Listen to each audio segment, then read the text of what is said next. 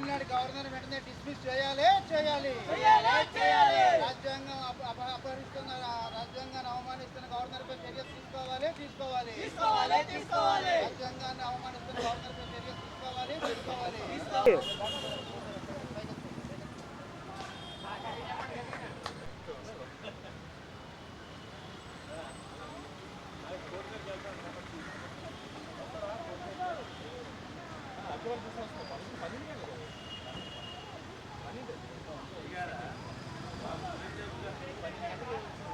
కాపాడాలి.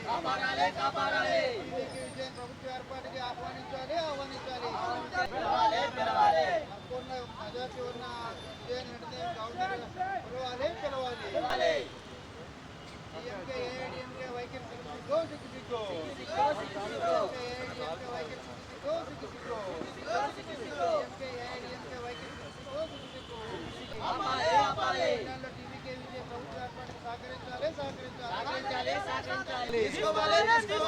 గవర్నర్ పై ఆర్లేకర్ పై చర్యలు తీసుకోవాలి.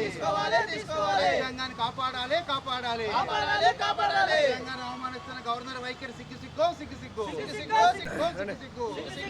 ప్రభుత్వ ఏర్పాటు టీవీకే విజయన్ ఆహ్వానించాలి.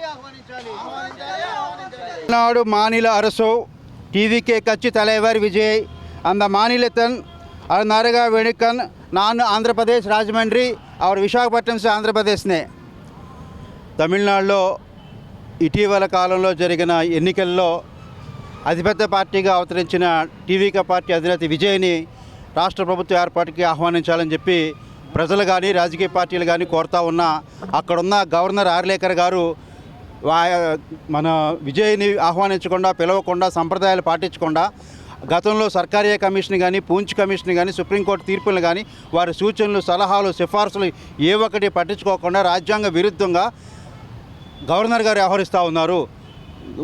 ఎన్నికలు జరిగి సుమారు 5 రోజులు అయినప్పటికీ కూడా ఇప్పటికీ కూడా ప్రభుత్వ ఏర్పాటులో తీవ్ర జాప్యం కొనసాగిస్తామన్నారు. కాబట్టి ఈరోజు విశాఖపట్నం జీవీఎంసీ గాంధీ విగ్రహం వద్ద గవర్నర్ గారు వైఖరికి వ్యతిరేకంగా మేము నిరసన తెలియజేస్తూ ఉన్నాం.